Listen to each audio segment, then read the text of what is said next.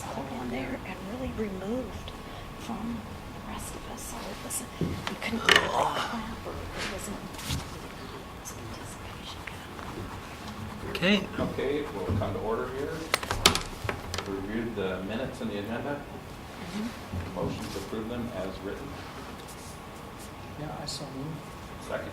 Seconded? Okay, all in favor? Aye. We're good there, so Mike. Okay. Lead us on. Okay, great. Okay, well, just to cover some things here, event sponsorships, we're doing good on that for the summer. Still need assistance for Fall Festival and Winterfest and all that, so let me know on that. But Movies at the Park, that's coming up the last Thursday in June, and pretty much it's the last Thursday for each of the months, and each one is themed. So the first one will be Weebaw Zoo with the petting zoo on site, and that'll be immediately following Farmers Market on that last Thursday. So yeah, things are going fairly good there, but just your help in making sure the folks that maybe would be open to sponsoring, that would be great, since we do run events on a shoestring around here. Yeah. Okay.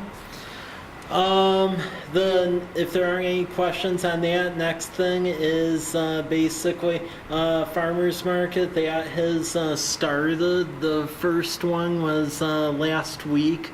It seemed to be going good. We have ribbon cutting on Thursday. Initial stats were that we were having between like 60 people an hour, about 60 to 70. So that was pretty good, considering that we had a thunderstorm that was like in the area that was freaking people out. So that wasn't too bad. But yeah, we had entertainment. We'll continue to have entertainment. We're going to reorient the entertainment so it's more in the center, so that way everyone can hear it, because the last time it was a little bit on the far side, and that didn't really work so good, but we're figuring that out. So but yeah, it's going and people keep signing up, so that seems to be good. Oh. Yeah, there's another one that just good. signed up too, so we're attracting more. What about the taco place? So the issue that we have is that Taco Loco, they're still considering it. As far as Happy Wanderer, they're so booked trying to get their business up and running that they don't have the manpower to do the farmers market too right now. They want to. It's just they're having capacity issues. Yeah. Yeah. Yeah. Okay. Yeah. Does it seem to be going good for you, Kelly? Or? Yeah, I mean, we sold out except for like a box. So I mean, we've had better, but we've had worse. So first night, and I think that there was some conflicts with the concert going on at the school, and but yeah. So it was good, and Lisa did a very good job at organizing it. Good. Very, very well organized, but the entertainment was a concern of mine. Yeah. So we're going to orient it where it's more in the middle from here on out. And then the other big change from last year too is that we no longer have the farmers market where we had like an intern trying to coordinate it, which then turned into Lisa trying to do it. So it's a combination now of Lisa and then Desherie, who's our deputy finance director. That's a new position we created in the last year, and that's part of her job as well. So both of them tag team it. So, and that is make sure we have continuity through the whole year.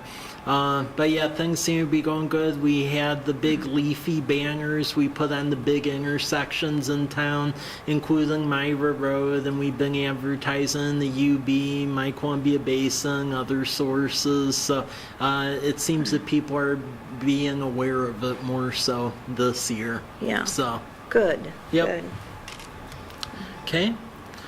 There is no concerns there. Next one is Movies at the Park, so that is coming up. And movies at the park, we have 3 nights so far. We're open to others if other businesses or organizations want to donate, but all 3 of them, Sportsman's Warehouse will be providing s'mores and desserts again like last time, and cooking. And there's 3 nights so far. So June 27th, that'll be the We Bought a Zoo night with a petting zoo, and they'll be basically from 8 p.m. onward. We've ordered a stronger projector this year, so we should be able to start the movies prior to it being pitch black. That was a concern last year because the projector we got in that grant was not as strong as we thought it was, and no one could see it until it was dark out. So that's June 27th. July 25th is Firehouse Dog. That's sponsored by Cascade Natural Gas, and we've themed each of these where pretty much a city department is taking care of really setting it up and running things. So the June 27th one will be administration, community development, and finance staff. July 25th with Firehouse Dog, naturally that's fire department, so they'll have the fire trucks out there and stuff like that. And then August 22nd, Mr. Pepper's Penguins, that'll be the police department, and we were gonna try to get like a ice machine or stuff and try to do some sort of the ice thing out in the park, but we're having problems locating one in this area, so we'll stay posted on that one. It's not as easy as in the Chicago area to get one of those. But yeah, that's the plan for this year. So far there'll be 3 of them. We'd entertain more, but with the donations, that's what we have. And the August 22nd one, they'll be sponsored by Travis Watts and Meadowbrook Plaza. So any questions on that? Okay. Next one, the Micro Business Assistance Program. So just to let everyone know, that was very successful. So Mercy Corp Northwest, they're the company that provides like smaller micro business financial services, really for folks that are unbankable or don't have the credit that the bigger banks would take a look at. So both cities, the port, several banks, and Blue Mountain Community Foundation all sponsored the initial year. And it was very successful. We had the College Place residents, City of Walla Walla, and Walla Walla County. We're continuing to build upon this, and it's where there's various classes on creating businesses and financial literacy, and smaller businesses were created pretty much all over the spectrum on this, from farm fresh egg and poultry place to essentially plumbing and cleaning company. So it was very successful, went to graduation, and it was good. This year we're going through the applications already, but the amount of applicants has doubled from last year. So it's on a rolling basis, but we're already up to 39 applicants, and it was like 16 last year.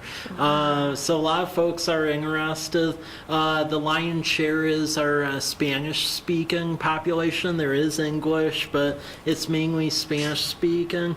For this year, pretty much it's the rolling application and the review in this month, and then starting in July, that's when the classes will kick off again.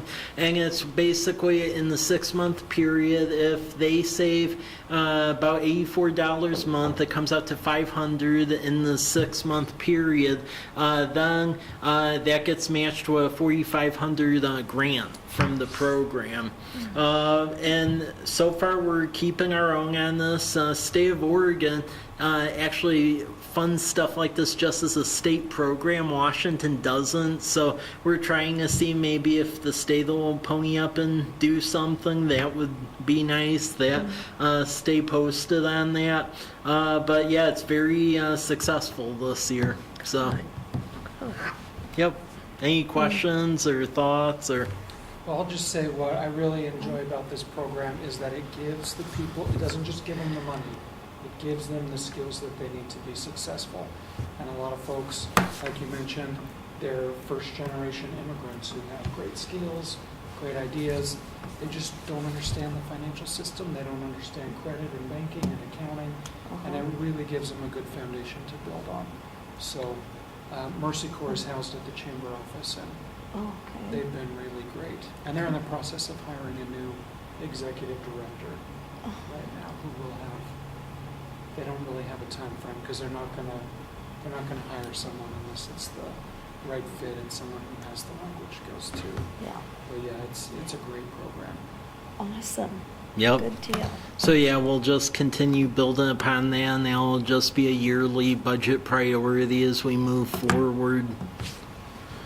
If no one has comments on that, I'll update everyone on ICSC Recon. That's that retail real estate convention went to over in Las Vegas.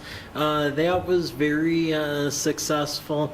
Had several meetings with developers. They're aware that we exist, so that's always a good thing, because before, when I would get Wall College Place, that right away they'd always confuse it with Tacoma and University Place, and it'd eat up 5 minutes having to clear that up, and they're getting the fact that we exist, which is a good thing.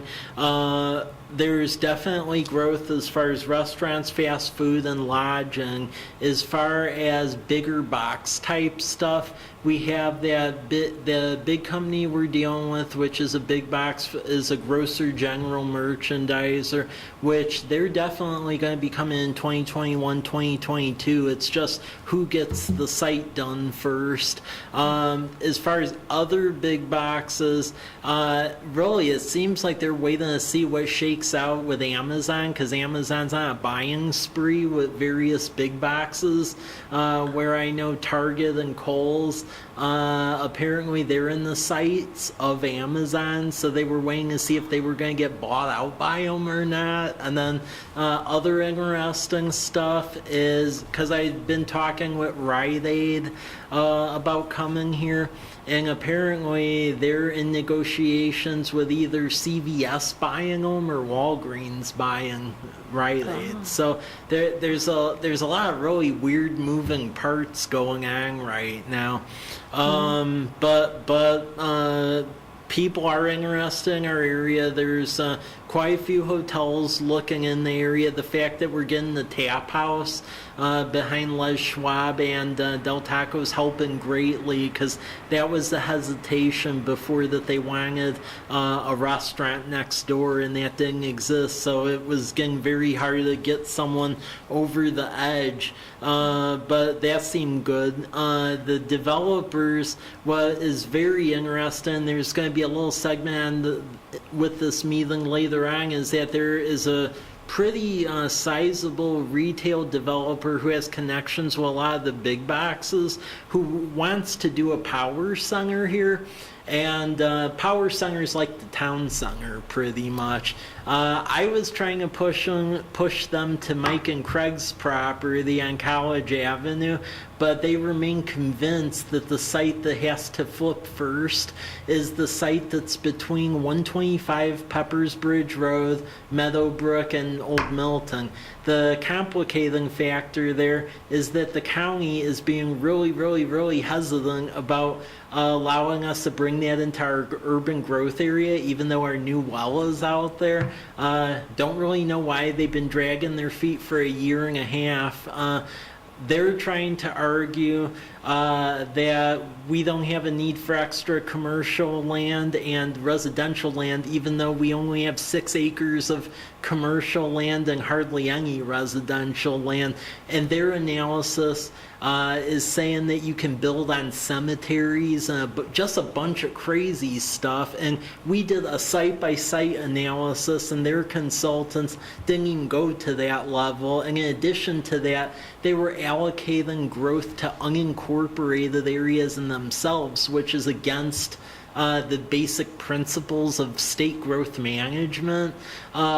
So that's a major complicating factor, because I have a developer where he told me if that area between Peppers Bridge and and 125 gets in the UGA, he said he'd pay cash for the property today and start going on it because he felt that strong about it. But this whole UGA thing is really throwing a wrench in things because we need that property.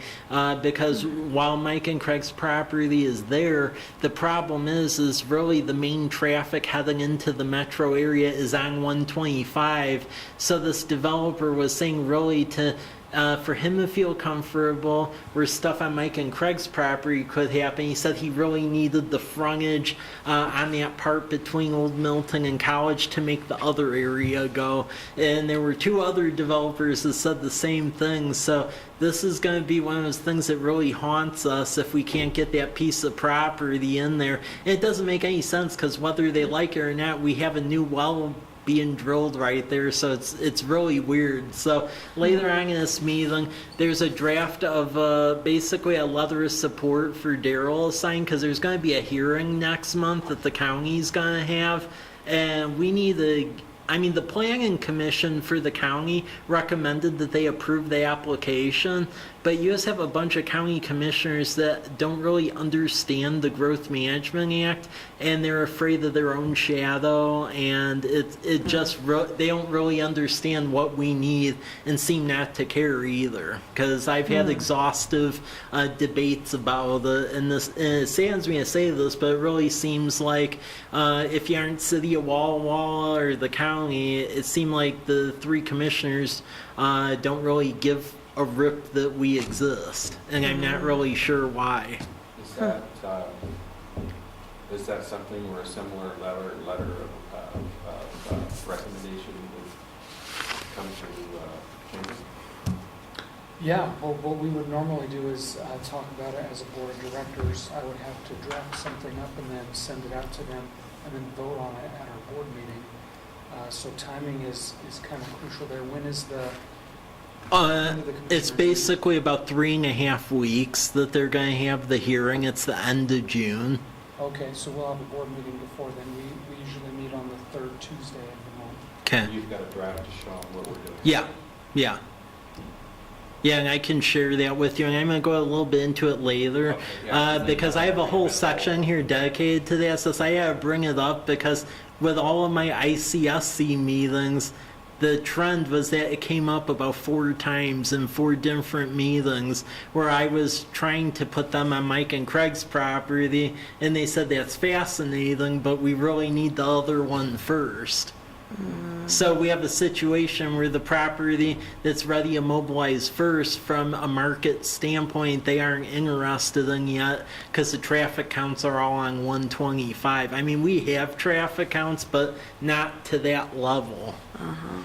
Because traffic counts on South College Avenue are around 12,000, and right now on 125 at College Avenue, the counts down there are like around 20,000. Because there's actually more traffic down there than even at the roundabout at Myra and Highway 12. So, yeah. Are our commissioner seats at large or District. districts? So which one? Greg Tompkins is our area. Okay. Yeah. Yeah, I'm unsure what's going on. I've had meetings with all of them. I read from my GMA book I have, and will eventually happen. And what irritates me is eventually doesn't take into account, this state is a very sales tax driven state. And for us to be able to provide police and fire services without hiking taxes on everyone, which ironically you can't really do because of that tax cap they have on property. I need retail and industrial or we're dead. So yeah. Yep. So it's going to be brought up later, but it was very much related to the ICSC thing because I wasn't even directing them to that area, and there were about 4 developers that had big printouts of our area. It's like, oh, who owns this? I want to buy this now, and they were not interested in Mike and Craig's thing. So just something to consider. So yeah, that's a review of ICSC. Any questions or things on that? Okay. The other one is the Freedom Festival. Believe it or not, that's coming up already. Hard to believe. That's at the end of this month, so we have entertainment for that. That'll go from 6 to 10 p.m. down at the high school. Again, Community Bank, they're sponsoring the fireworks, and then we're gonna have like a kid zone. Food trucks will be down there, and then we're also having live music as well. So with all that happening, people should want to stay down there now, because that was the issue last time. People didn't stay the whole time because we didn't really have continuing activities. But Lisa did a great job organizing this, and there's quite a bit of interest in it. So that'll be June 30th. And then the other thing I'm going to add that's not on the agenda, but it was mainly that I was driving down C Street and saw it, and they began already. I didn't know they were going to begin already.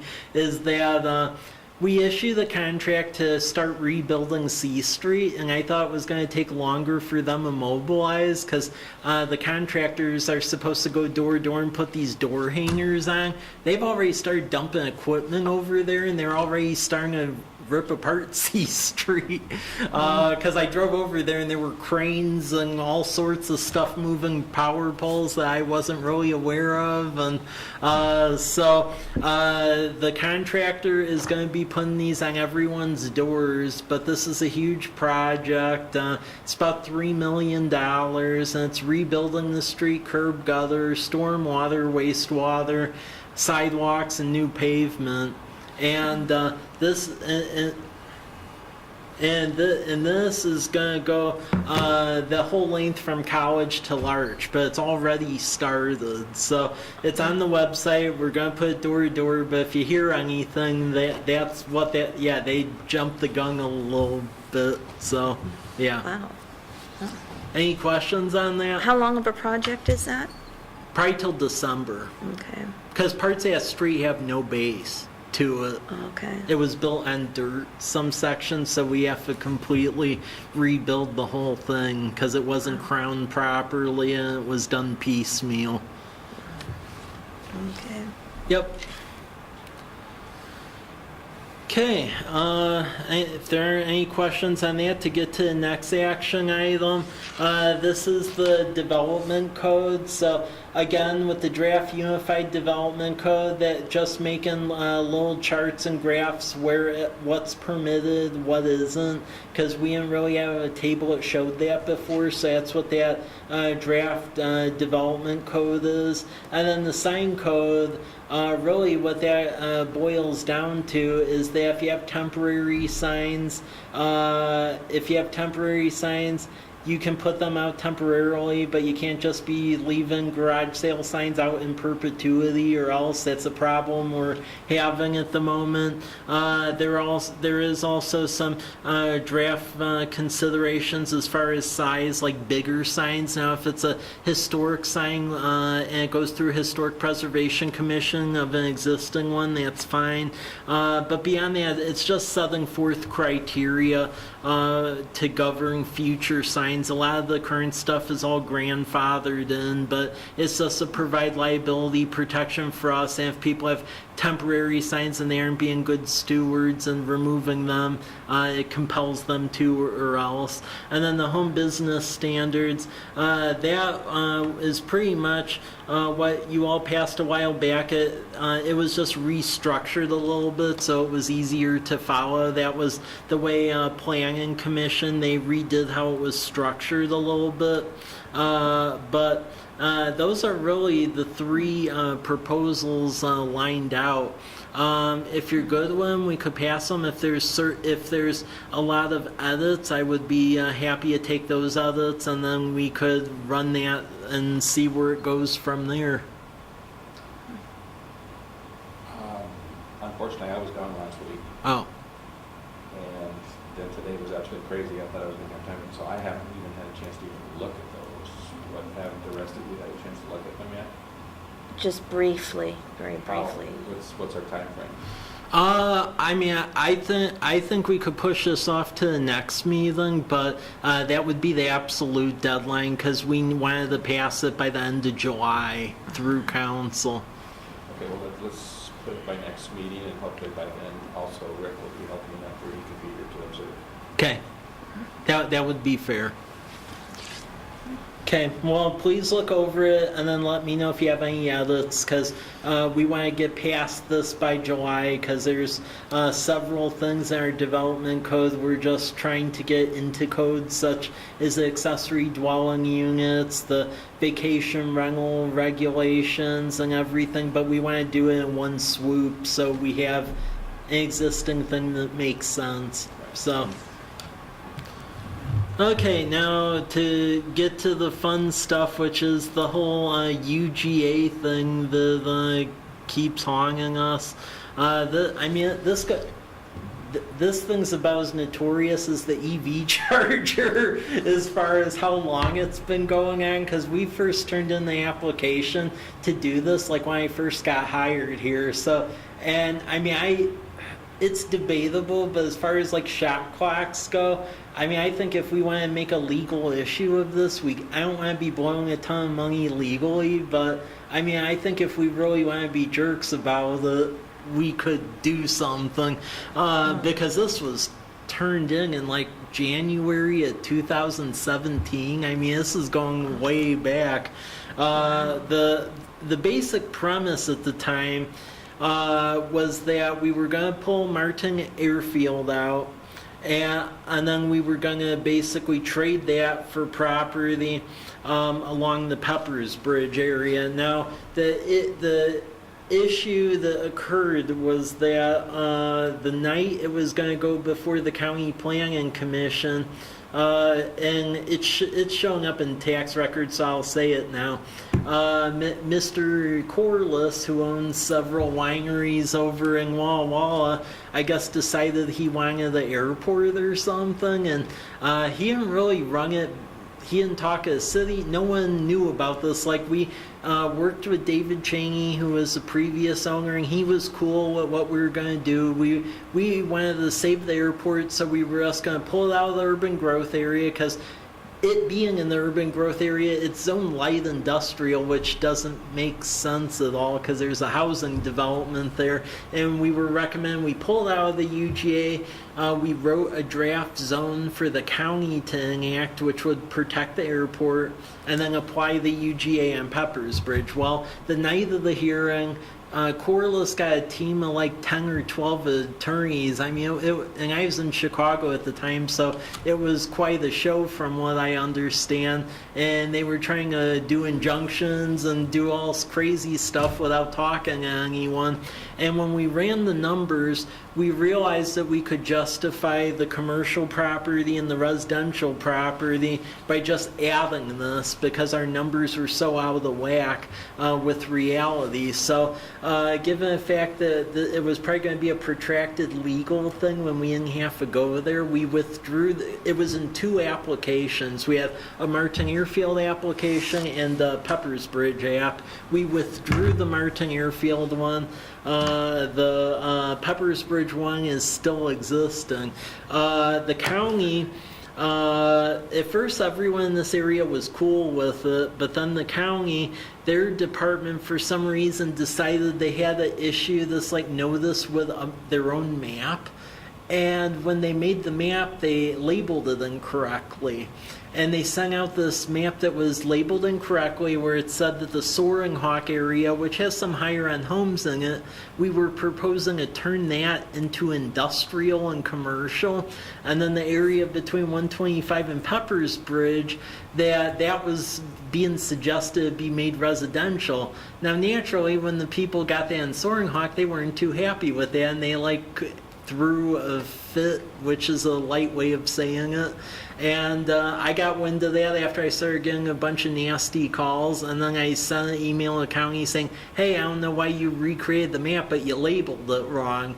And ever since that time, there's a certain person in Soaring Hawk who it just set him off course the wrong way, even though we had a public meeting with all of the, because keep in mind, we had an open house with all these folks prior to us even filing the application. Like, they were all physically here and we made them sign in, so we have evidence of it.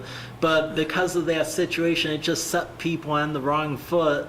And then instead of dealing with it, the county has basically come up with this method where they thought they could put their head in the sand and be like, I don't hear you, I don't hear you, and then we'd go away. And that's what's been happening. And then in the meantime, when they realized we wouldn't go away, instead of just accepting our land capacity analysis, which is what most normal like counties and places do, they decided they were going to contract with the consultant, the one that did the crazy thing about building on cemeteries, that they were going to pay them again to do another analysis analyzing our analysis, except they didn't go to our level. And their consultant was saying, oh, well, even though we didn't go to the same level of scrutiny, we don't believe you can justify that, but that's our own belief, but we aren't going to dig further, even though we're admitting that we aren't going to a level you've gone to. So it's just this, I don't even know, I talked about this with my colleagues at the Regional City Managers Conference, and no one has dealt with this in the entire state. Like, all city managers actually told me to tell them how I'm going to end up dealing with this because none of them have ever seen this before. So this is the map area we want to bring in. I mean, and keep in mind, this isn't making them annex. In this state, you have a very strict Growth Management Act, and you basically need to take out a crystal ball and take a guess where you think growth will happen in the next 20 years. And if you don't have the area in 20 years, or you don't have it in your urban growth area, even if someone buys the property and they want to develop, they can. So that's the issue. Soaring Hawk would remain residential. The area between Peppers Bridge and 125, our proposal is that that'd be commercial industrial. We aren't making people do anything. If they just want to hang out there, that's fine. But if they want to make some money off of it and it slowly turn commercial industrial, they can do that too. And the blue lines here, as we speak, we're drilling an 800-foot well over by the church that's having the nitrate issues, and we're building a loop line around it, and the southern extension for that southwest trunk line. So we end up in a peculiar situation where if someone's well down there fails, they could be in a situation, I mean, legally, I would find it fascinating how it would even work, because per Department of Health, if you're within 200 feet of a public utility line, you have to hook into it. You can't be having your own septic or well if it failed. But then per GMA, Growth Management Act, if you aren't in the urban growth area, then you aren't supposed to be able to hook into urban utilities. So this is just really, it's really an absurd thing. I don't really know how to explain it more. So we put together a letter that just details all of the garbage that we've gone through the last 2 years to try to get this thing in there. And I try to be more politically correct about it, but I mean, really at this point, it is what it is. No one's dealt with this before, so I'm just stunned with this. There's a letter of support from this commission. Some of the property owners are in support, Hare Brothers and Arbenis, which own the majority of it. They'll be testifying in favor for it. There's a couple of scattered people over there who are against it. It's mainly people who are NIMBYs, frankly. I mean, the one guy who I talked to who was at the meeting before, he's like, well, I thought it was going to stay country forever. And I told him, you live across the highway from a Walmart in a brand new public high school. No offense, but add 2 and 2 together. Walmarts aren't usually out on their own forever. But people just aren't connecting the dots. And in the GMA, it mandates the cities are supposed to have employment centers, and right now we don't really have commercial industrial. I mean, look around you, there isn't that much, so we're just really in a predicament. So I would like if Daryl could sign this letter to maybe have them do something finally. I don't know if the county commissioners, even with it, are going to, because they seem to be blissful in the way it is, which flies against the state GMA code, but that's their own prerogative, I guess. So do we have a motion to support this? We've already sent a letter, haven't we? Well, huh? We have a letter of support that we've already, Do you need approval for this? Yeah, for you to sign it, yeah. This commission has not signed anything, because I thought they were going to deal with it like normal people, and this thing has gotten really weird, so. And this is what, it might help if the chamber would, Sign off as well. Support, and if we can think of other influential people, Yeah, big developers or something, yeah, this makes sense, it needs to happen. yeah. Need a motion? Need a motion to approve the. Motion to allow Joe to sign that letter of support for creating that property in UGA. Second. And I second that. All in favor? Aye. Okay. Aye. I approve that. Okay, thank you. And I'll keep you updated on this. I'll let you know when the public hearing is, because as I said, you basically have two folks out there. The one guy got the incorrect map the county sent, and because he's a retired attorney who's now a winemaker and thinks that the name of College Place is beneath him, he doesn't want anything to do with us. And then the other person just can't fathom that it would turn urban when they live across from a Walmart. And I've debated with that person a lot, and there's no getting through on that one, so I give up on that. But as far as other things, development track sheet, I updated this for ICSC. A lot of it I went over already. Project CK, which is the gas station, they're still looking at the Whitman site as an alternate. They're looking at 12th and Myra because of the way negotiations are going, but they will be coming here. Project Holland, I can say what that was now because that deal went south. There was a Dutch Brothers that was looking to come on College Avenue at 9th and in College. The franchisee, David Beamer, had all the financing. He was ready to go. And for some reason, he got a letter from corporate saying that they weren't going to let him.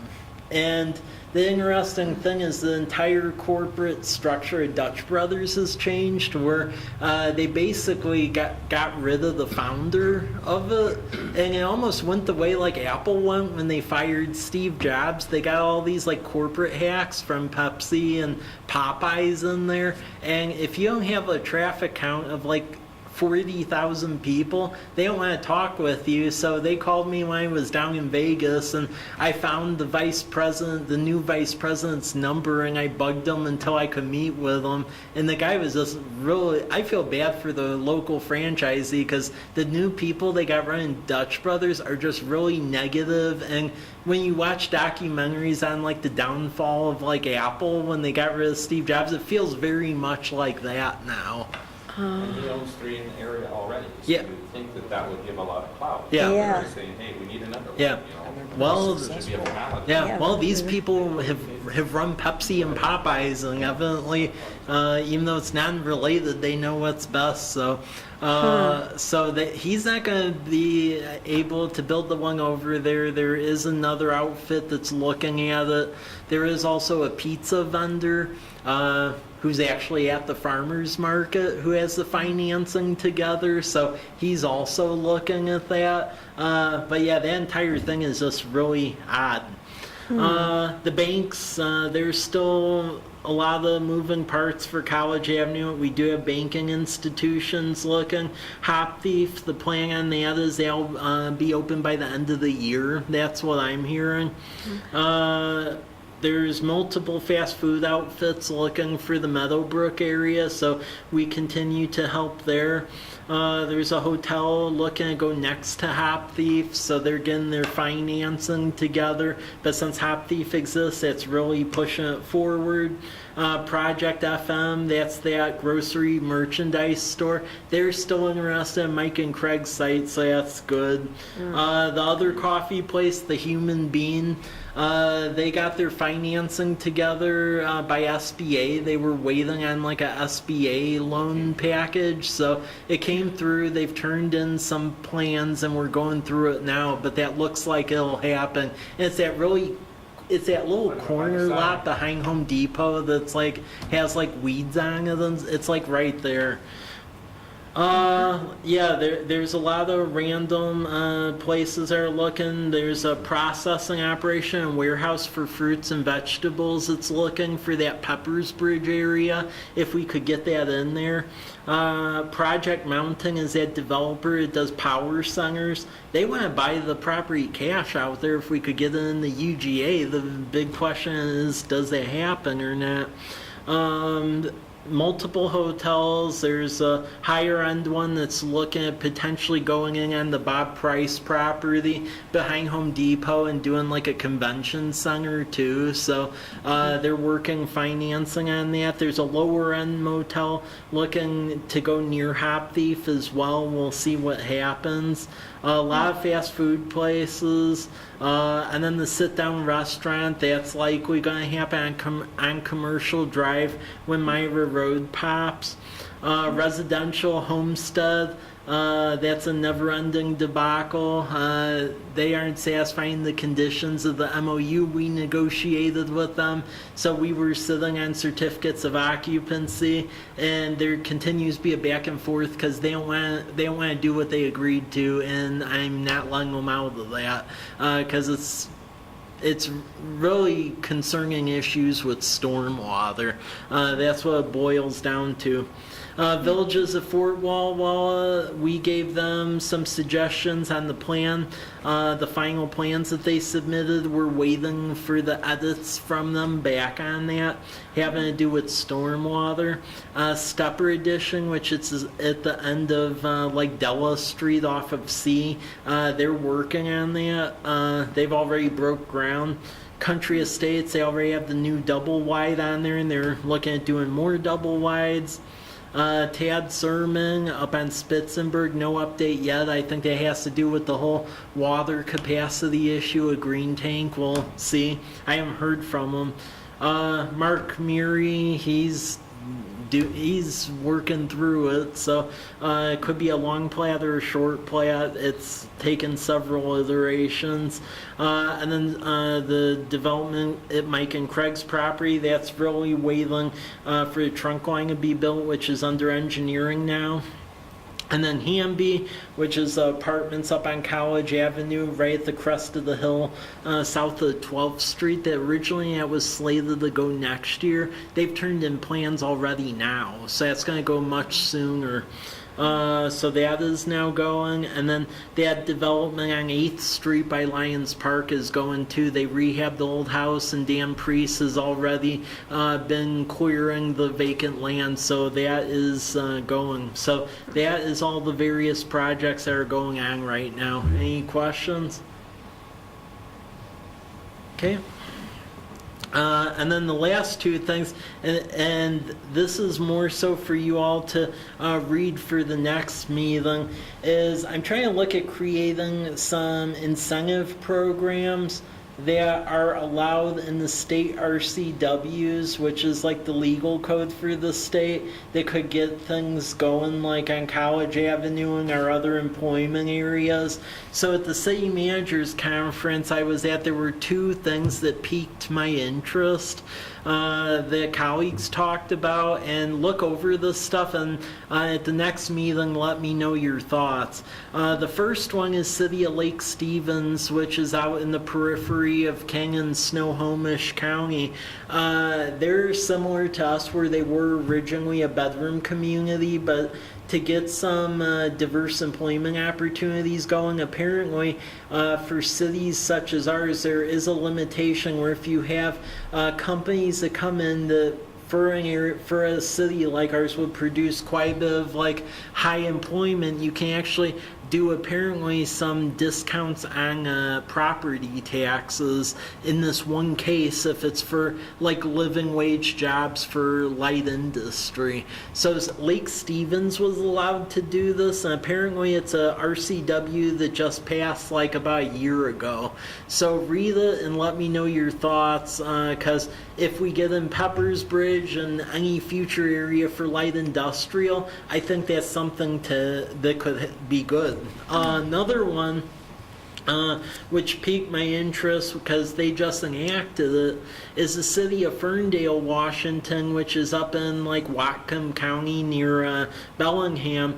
They have a downtown corridor that's starting to pop like ours, and what they've done is they have this new program called the Catalyst program where they get applications through their Economic Development Commission, and if certain projects they feel would have catalytic value where it would kickstart other projects, then they offer discounts and like building permit fees and connection fees and things like that. And it has several elements of screening criteria to it, which interested me because we definitely don't have the money to be doing giant giveaways, but if it's stuff where it would be a catalyst to really get more things going in our business districts, I think it's something to look at.